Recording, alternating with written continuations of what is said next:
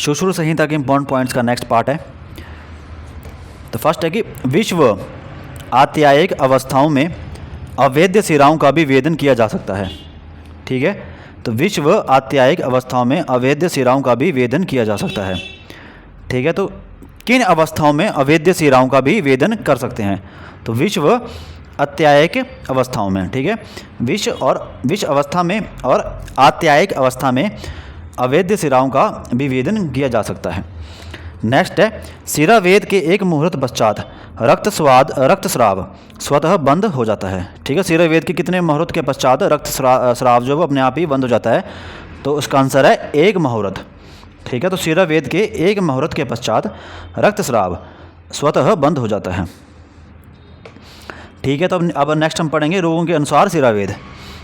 ठीक है, तो कौन कौन से रोग कवर कर रहे हैं? सबसे पहले रोगों का हम एक फटाफट पढ़ लेते हैं एक बार। तो रोग कवर होंगे विसर्प, विचर्चिका, वात रक्त, वात कंटक, कोष्ठुक शीर्ष, खंजता, पंगुता, अपची, गिरिद्रसी, गलगंड, प्लीहोदर, कफोदर, यकृतोदर व काश श्वास में, प्रवाहिका में। ठीक है, मूत्र वृद्धि, आंतरविद्रधि, पार्श्वशूल, बाहुशोष, अवबाहुक, तीरक ज्वर, चतुर्थक ज्वर, अपस्मार, उन्माद, नासा रोग, तिमिर में। ठीक है, तो हम ये जो रोग हैं इनके अनुसार शिरावेद का, ठीक है, मेन पॉइंट्स पढ़ेंगे सुश्रुत जी ने जो भी बोले हैं। ठीक है, तो विसर्प, विचर्चिका, वात रक्त और वात कंटक, ये चारों जो हैं इनमें कॉमन शिरावेद का स्थल क्या है? क्षिप्र मर्म से 2 अंगुल ऊपर। ठीक है, ये क्वेश्चन यार बहुत इंपॉर्टेंट और बहुत बार आ चुका है। प्रीवियस क्वेश्चंस भी बहुत सारे एमडीज़ के पेपर में और एएमओ के पेपर में क्वेश्चन आ चुका है कि क्षिप्र मर्म से 2 अंगुल ऊपर जो है विसर्प, विचर्चिका, वात रक्त और वात कंटक में, ठीक है, शिरावेद करेंगे। ठीक है, तो विसर्प, विचर्चिका, वात रक्त और वात कंटक में, ठीक है, क्षिप्र मर्म से 2 अंगुल ऊपर शिरावेद करेंगे। ठीक है, विसर्प, विचर्चिका, वात रक्त, वात कंटक में क्षिप्र मर्म से 2 अंगुल ऊपर शिरावेद करेंगे। ठीक है, अब नेक्स्ट आता है कि कोष्ठुक शीर्ष, खंजता और पंगुता, इन तीनों में गुल्फ से 4 अंगुल ऊपर। ठीक है, तो गुल्फ से 4 अंगुल ऊपर कोष्ठुक शीर्ष, खंजता और पंगुता में गुल्फ से 4 अंगुल ऊपर। ठीक है, गुल्फ से 4 अंगुल ऊपर कोष्ठुक शीर्ष, खंजता और पंगुता में। नेक्स्ट है अपची। ठीक है, अपची में इंद्रवस्ती से 2 अंगुल नीचे, अपची में इंद्रवस्ती से 2 अंगुल नीचे शिरावेद करेंगे। अपची में इंद्रवस्ती से 2 अंगुल नीचे शिरावेद करेंगे। गिरिद्रसी में, ठीक है, जानु के ऊपर या 4 अंगुल नीचे शिरावेद करेंगे। गिरिद्रसी में जानु के ऊपर या 4 अंगुल नीचे शिरावेद करेंगे। गिरिद्रसी में जानु से 4 अंगुल ऊपर या नीचे शिरावेद करेंगे। गलगंड में उरुमूल पर शिरावेद करेंगे। ठीक है, तो उरुमूल पर शिरावेद कहाँ पे करेंगे? कौन सी व्याधि में करेंगे? गलगंड में। गलगंड में उरुमूल पर शिरावेद करेंगे। गलगंड में उरुमूल पर शिरावेद करेंगे। प्लीहोदर में कहाँ शिरावेद करेंगे? प्लीहोदर में बाम बाहु पर कूर्पर के अंदर की ओर एवं कनिष्ठिका तथा अनामिका के मध्य। ठीक है, प्लीहोदर में बाम बाहु पर कूर्पर के अंदर की ओर एवं कनिष्ठिका तथा अनामिका के मध्य में शिरावेद करेंगे। कफोदर, यकृत उदर, कफ उदर, ठीक है, कफोदर, यकृत उदर व काश्वास में, इन तीनों में, ठीक है, दक्षिण बाहु में शिरावेद करेंगे। ठीक है, तो दक्षिण बाहु में शिरावेद किस में बताया है? कफोदर, यकृत उदर और काश्वास में। यकृत उदर, कफोदर और काश्वास में दक्षिण बाहु में शिरावेद करेंगे। प्रवाहिका में शिरावेद कहाँ करेंगे? श्रोणी के चारों ओर। ठीक है, श्रोणी के चारों ओर शिरावेद प्रवाहिका में करेंगे। ठीक है, प्रवाहिका में शिरावेद कहाँ करेंगे? श्रोणी के चारों ओर। प्रवाहिका में श्रोणी के चारों ओर शिरावेद करेंगे। अब मूत्र वृद्धि में शिरावेद कहाँ पे करेंगे? वृषण के दोनों ओर। ठीक है, जब मूत्रों की वृद्धि हो जाएगी तो वृषण के दोनों ओर शिरावेद करेंगे। ठीक है, तो वृषण के दोनों ओर, ठीक है, शिरावेद कब करेंगे? मूत्र वृद्धि में। अंतर्विद्रधि व पार्श्वशूल में शिरावेद स्तन व कक्षा के मध्य में करेंगे। ठीक है, अगर अंतर्विद्रधि हो जाएगी या फिर पार्श्वशूल हो जाएगा तो उसमें स्तन या फिर कक्षा के मध्य में सिरावेद किया जाएगा। बाहु शोष और अवबाहु में कंधे के मध्य में सिरावेद करें। बाहु शोष और अवबाहुक में कंधे के मध्य में सिरावेद करें। ठीक है, तो कंधे के मध्य में सिरावेद कब करें, कौन सी व्याधि में करें? बाहु शोष और अवबाहुक में। तृतीयक ज्वर में त्रिक संधि के मध्य में सिरावेद करें। ठीक है, तो त्रिक संधि के मध्य में सिरावेद कौन से ज्वर में करें? तृतीयक ज्वर में। तृतीयक ज्वर में त्रिक संधि के मध्य में सिरावेद करें। चतुर्थक ज्वर में स्कंध के नीचे सिरावेद करें। चतुर्थक ज्वर में स्कंध के नीचे सिरावेद करें। अपस्मार में, ठीक है, हनुसंधि पर सिरावेद करें। हनुसंधि पर सिरावेद कहाँ करें? अपस्मार में। अपस्मार में हनुसंधि पर सिरावेद करें। उन्माद में कहाँ पर सिरावेद करें? उन्माद में केश, सीमंत, ललाट व शंख पर। उन्माद में केश, सीमंत व ललाट पर, केश, सीमंत, ललाट व शंख पर सिरावेद करें। ठीक है, केश के सीमंत, केश, सीमंत, ललाट व शंख पर उन्माद में सिरावेद करें। नासा रोग में कहाँ पर सिरावेद करना चाहिए? नासाग्र में। नासा रोग में नासाग्र पर सिरावेद करें। नासा रोग में नासाग्र पर सिरावेद करें। तिमिर में कहाँ पर सिरावेद करें? अपांग पर। तिमिर में अपांग पर, ठीक है, तिमिर में अपांग पर। तिमिर में अपांग पर सिरावेद करना चाहिए। तिमिर में अपांग पर सिरावेद करना चाहिए। ठीक है, अब नेक्स्ट आता है कि दुष्ट वेद के प्रकार कितने हैं? ठीक है, दुष्ट वेद के प्रकार हैं 20। दुष्ट वेद के 20 प्रकार हैं, 20 प्रकार हैं। दुष्ट वेद के 20 प्रकार हैं। शिरावेद के पश्चात परिहार काल 1 मास तक होता है। शिरावेद के पश्चात परिहार काल 1 मास तक होता है। शिरावेद के पश्चात परिहार काल कितने मास तक होता है? 1 मास तक। शिरावेद के पश्चात परिहार काल 1 मास तक होता है। नेक्स्ट है रक्त की आवश्यकता अनुसार रक्त मोक्षण। ठीक है, रक्त की आवश्यकता अनुसार रक्त मोक्षण। ठीक है, तो अवगाढ़ रक्त में जलोका से रक्त मोक्षण, पिंडित रक्त में प्रच्छान से रक्त मोक्षण, सर्वव्यापक दोष में शिरावेद से रक्त मोक्षण, त्वचागत दोष में श्रृंग व अलाबु से रक्त मोक्षण। ठीक है, तो रक्त की अवस्था अनुसार रक्त मोक्षण। ठीक है, तो अवगाढ़ रक्त जब होगा उसमें जलोका से रक्त मोक्षण कराएं। जलोका से रक्त मोक्षण किस में कराएं? अवगाढ़ रक्त में। जलोका से रक्त मोक्षण है ना अवगाढ़ रक्त में। अवगाढ़ रक्त में जलोका से रक्त मोक्षण। पीड़ित रक्त में प्रच्छान से रक्त मोक्षण। ठीक है, प्रच्छान से रक्त मोक्षण है ना पीड़ित रक्त में। पीड़ित रक्त में प्रच्छान से रक्त मोक्षण। सर्वव्यापक दोष में शिरावेद से रक्त मोक्षण। शिरावेद से रक्त मोक्षण किसमें? सर्वव्यापक दोष में। सर्वव्यापक दोष में शिरावेद से रक्त मोक्षण। त्वचागत दोष में श्रृंग व अलाबु से रक्त मोक्षण। ठीक है, श्रृंग व अलाबु से त्वचागत दोष में रक्त मोक्षण। त्वचागत दोष में श्रृंग व अलाबु से रक्त मोक्षण।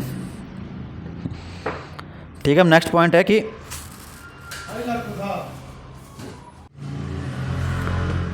अवगाढ़ रक्त में जलोका से रक्त मोक्षण, पिंडित रक्त में प्रच्छान से रक्त मोक्षण। पिंडित रक्त में प्रच्छान से रक्त मोक्षण, सर्वव्यापक दोष में शिरावेद से रक्त मोक्षण। सर्वव्यापक दोष में शिरावेद से रक्त मोक्षण, त्वचागत दोष में श्रृंग व अलाबु से रक्त मोक्षण। ठीक है, त्वचागत दोष जो होते हैं उनमें श्रृंग और अलाबु से रक्त मोक्षण करना चाहिए। अब नेक्स्ट पॉइंट है, ठीक है, तो धमनी के लिए क्या कहा गया है? धमनी के लिए क्या कहा गया है? धमनी के लिए कहा गया है पंच विभूतासत्व पंचकृतव पंचेन्द्रियम पंचसु भाव्यंती। ठीक है, तो पंच देखो 5 1 2 3 4 बार पंच आ गया। तो पंच जैसे आ जाएगा ना बार बार। पंच भूमि स्थात सस्तव्य पंचकृतव पंचेन्द्रिय पंचसु भाव्यंती।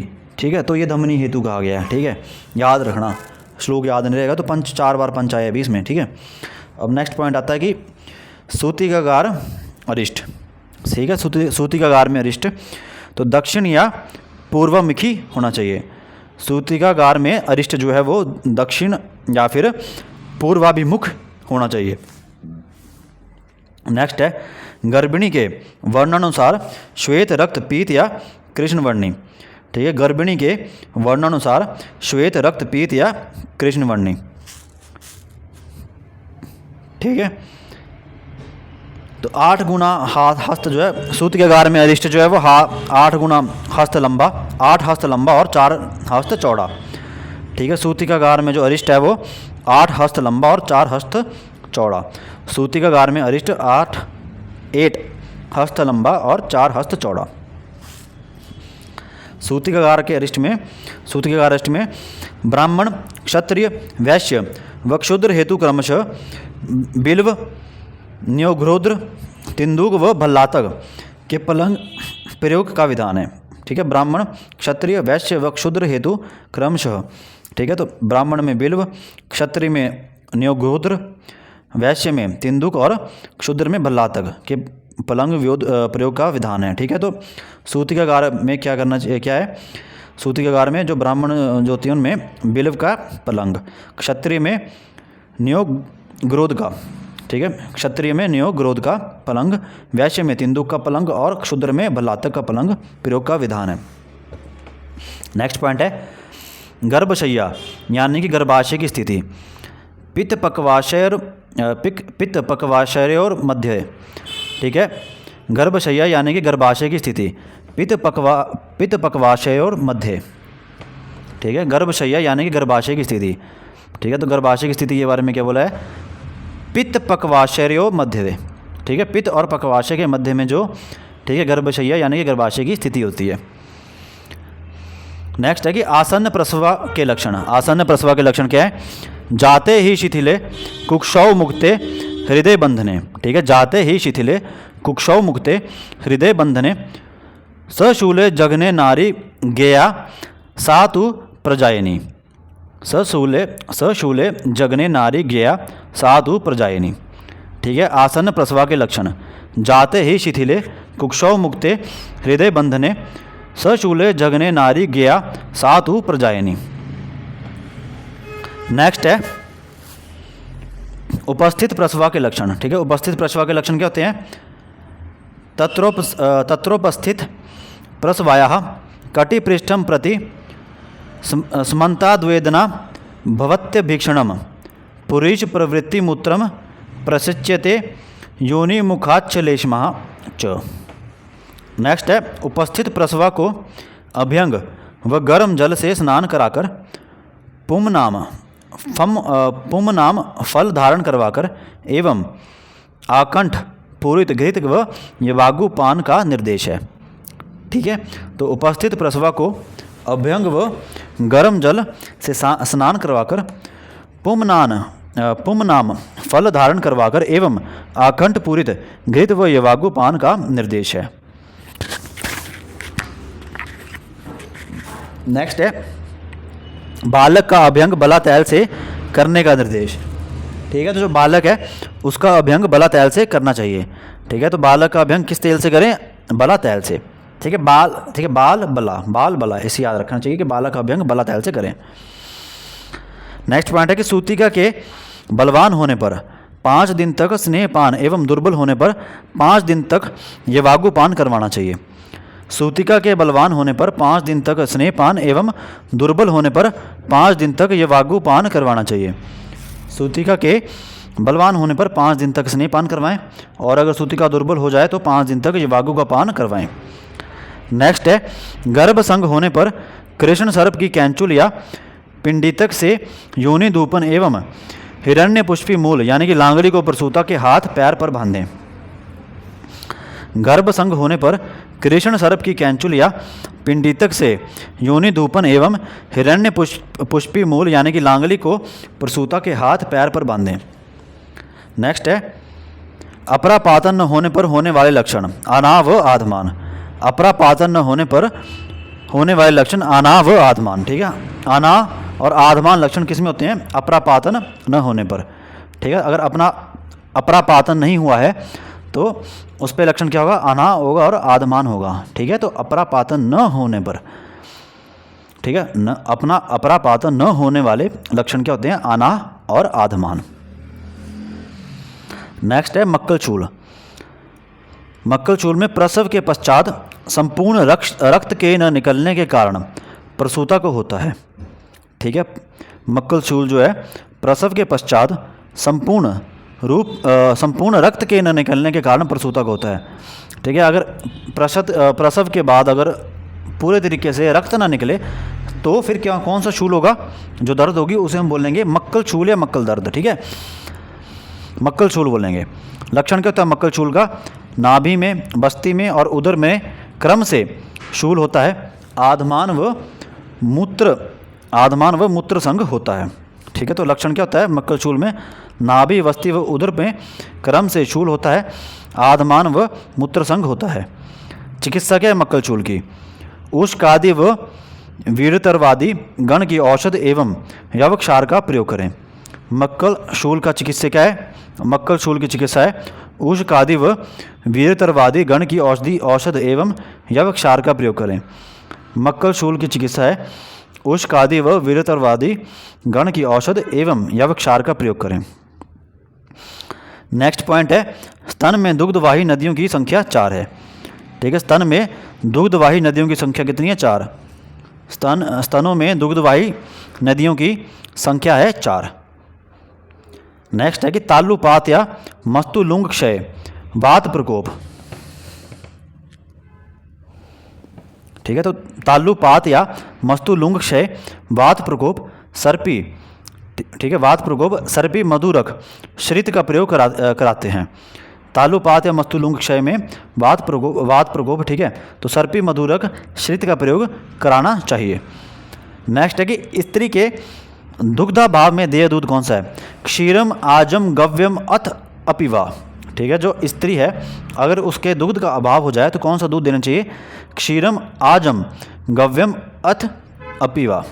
क्षीरम, आजम, गव्यम, अथ अपिवा। ठीक है, गाय का दूध। नेक्स्ट है ग्रह पीड़ित बालक की गंध। ठीक है, जो ग्रह पीड़ित बालक होता है उसकी गंध क्या होती है? मत कुण गंधी या मत्स्य गंधी। ग्रह पीड़ित बालक की गंध होती है मत कुण गंधी या मत्स्य गंधी। ग्रह पीड़ित बालक की गंध होती है मत कुण गंधी या मत्स्य गंधी। नेक्स्ट है गर्भपात के लक्षण क्या होते हैं? गर्भपात यानी कि पतिष्यते गर्भ के लक्षण होते हैं गर्भाशय, कटिवंक्षण, वस्तिशूलानि, रक्त दर्शनम च। गर्भाशय, कटिवंक्षण, वस्तिशूलानि, रक्त दर्शनम च। ठीक है, गर्भपात के लक्षण होते हैं गर्भाशय, कटिवंक्षण, वस्तिशूलानि, रक्त दर्शनम च। ठीक है, नेक्स्ट है गर्भस्राव के लक्षण। ठीक है, गर्भस्राव क्या बोलते हैं? प्रसृंसमान गर्भ। गर्भस्राव को हम और भी क्या बोलते हैं? प्रसृंसमान गर्भ।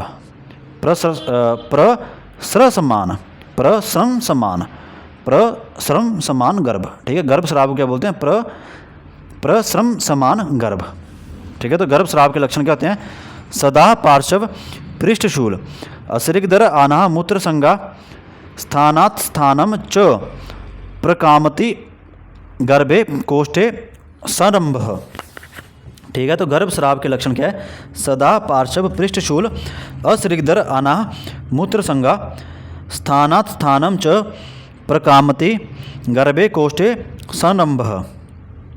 नेक्स्ट है निवृत्त प्रसवा। निवृत्त प्रसवा का लक्षण क्या है? जिस स्त्री को 6 वर्ष तक भी संतानोत्पत्ति न हो। ठीक है, जिस स्त्री को 6 वर्षों तक, 6 साल तक भी संतानोत्पत्ति न हो वह निवृत्त प्रसवा है। निवृत्त प्रसवा की संतानें अल्पायु होती हैं। जो निवृत्त प्रसवा होती है उसकी संतानों की आयु कितनी होती है? अल्पायु। अब नेक्स्ट पॉइंट है कि विभिन्न प्राणियों में विष को देखने पर होने वाले लक्षण। ठीक है, तो जो विभिन्न प्राणी होते हैं उनमें विष को देखने पर होने वाले लक्षण कौन कौन से होते हैं? ठीक है, तो चकोर अगर विष को देख ले तो उसमें लक्षण क्या होगा? नेत्रों की लालिमा का नष्ट हो जाना।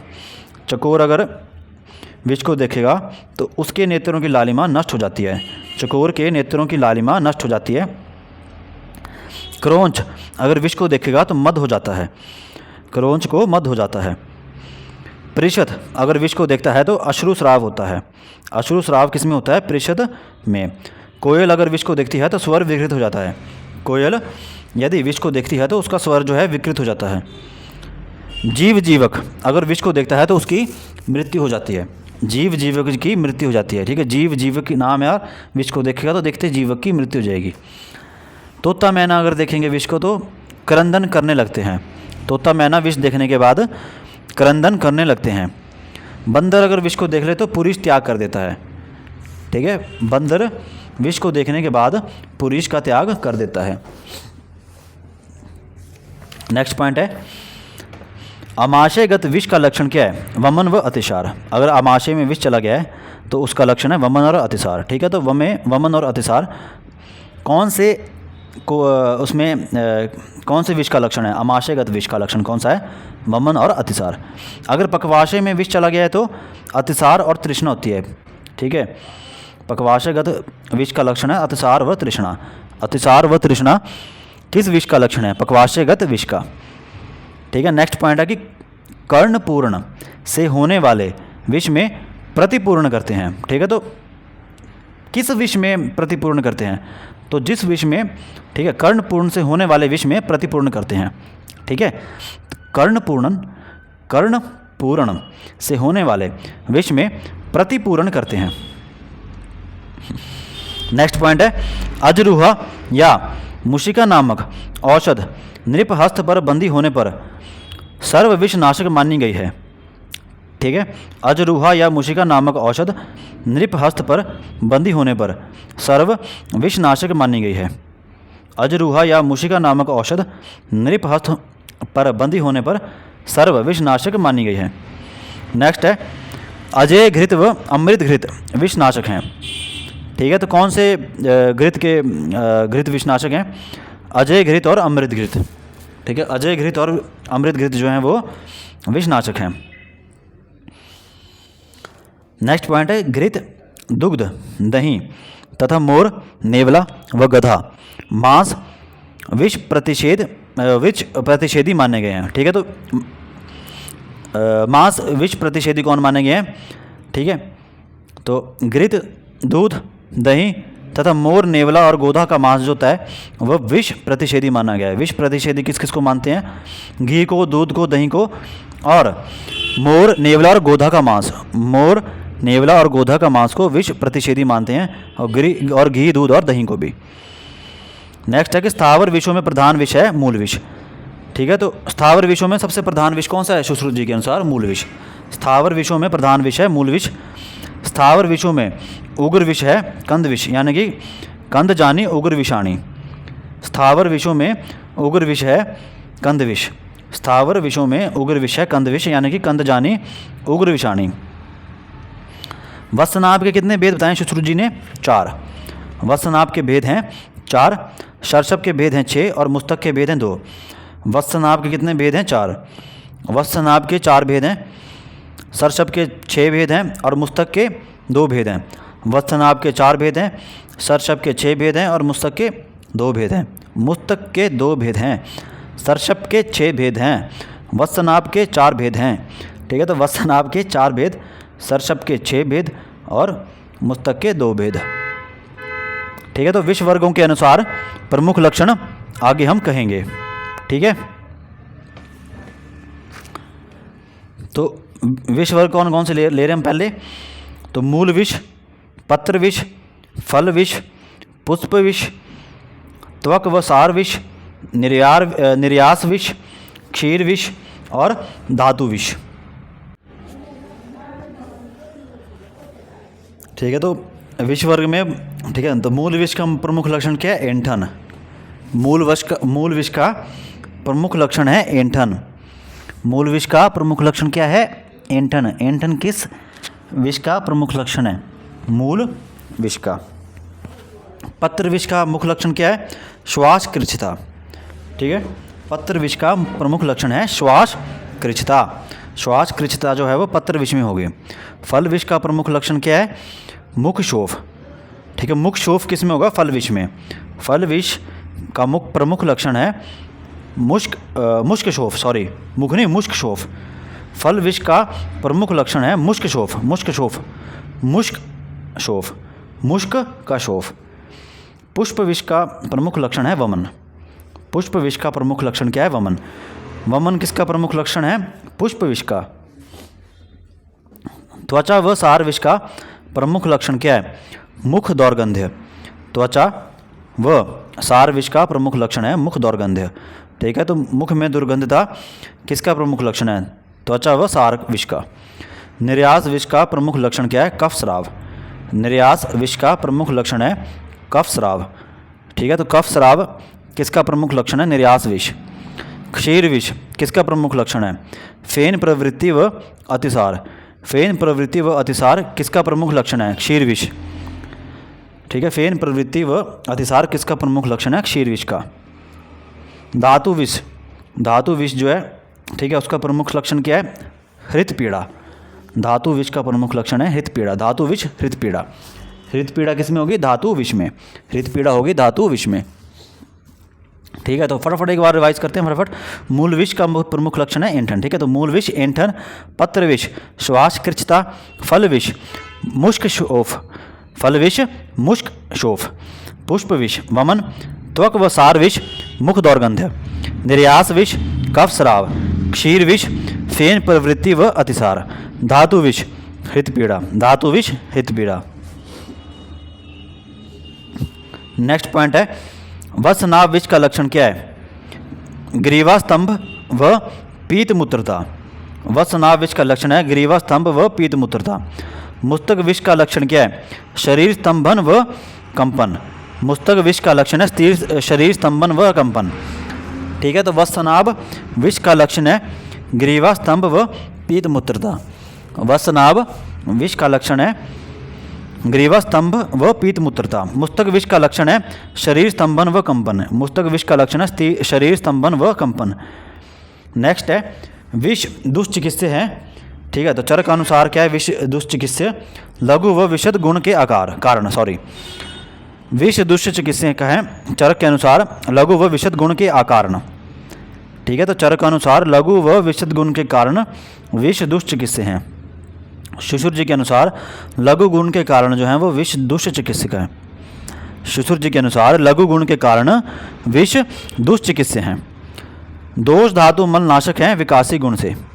दोष धातु मलनाशक हैं विकासी गुण से। शीघ्र प्राणहर हैं आशुगामी गुण से।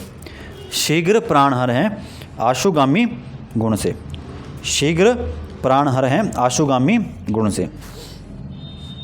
नेक्स्ट पॉइंट है दूषी विष। ठीक है, तो दूषी विष के बारे में पढ़ेंगे तो स्थावर जांगम या कृत्रिम कोई भी विष जिसका विषाक्त प्रभाव विषग्न औषधियों वात आतप या स्वयं के स्वभाव से कम हो गया हो। ठीक है, स्थावर जांगम या कृत्रिम कोई भी विष जिसका विषाक्त प्रभाव विषग्न औषधियों वात आतप या स्वयं के स्वभाव से कम हो गया हो वह दूषी विष है। ठीक है, तो दूषी विष के बारे में क्या बोल रहा है? स्थावर जांगम या कृत्रिम कोई भी विष जिसका विषाक्त प्रभाव विषग्न औषधियों वात आतप या स्वयं के स्वभाव से कम हो गया हो। दूषी विष जो होता है यह कफ आवृत होता है, अतः इसमें स्वेदन का निषेध नहीं है। ठीक है, दूषी विष में स्वेदन करवा सकते हैं क्योंकि यह जो है कफ आवृत होता है। दूषी विष कफ आवृत होता है, अतः इसमें स्वेदन का निषेध नहीं है। नेक्स्ट पॉइंट है लक्षण क्या है दूषी विष का? अतिसार वमन दुर्गंधता एवं यानी कि अर्थात सिर एवं शरीर के बाल झड़ जाते हैं तथा वह परकटे पक्षी की भांति गंजा दिखाई देता है। ठीक है, तो दूषी विष का लक्षण क्या है? अतिसार वमन दुर्गंधता। ठीक है, सिर एवं शरीर के बाल झड़ जाते हैं तथा वह परकटे पक्षी की भांति गंजा दिखाई देता है। ठीक है, परकटे गंजी पर इसके पर कट गए हैं। ठीक है, उस पक्षी की भांति गंजा दिखाई देता है। ठीक है, तो दूषी विष में दुर्गंधता। ठीक है, अतिसार वमन दुर्गंधता एवं के बारे में क्या बोला गया है? विलून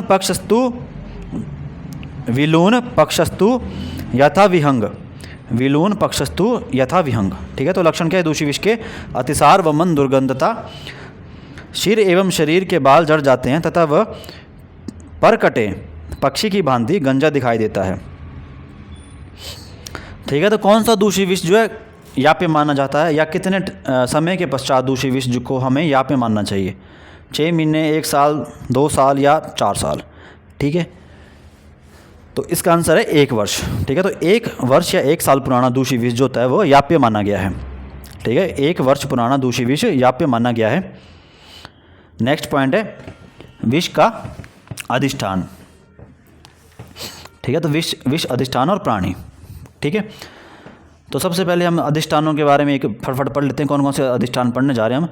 तो दृष्टि, दंष्ट्रा, नख, शुक्र, आर्तव व लाला, मुख संदंश, आरविष, अस्थि और शव। ठीक है, तो दृष्टि व निश्वास। ठीक है, तो इसका प्राणी कौन होता है? द्रव्य सर्प।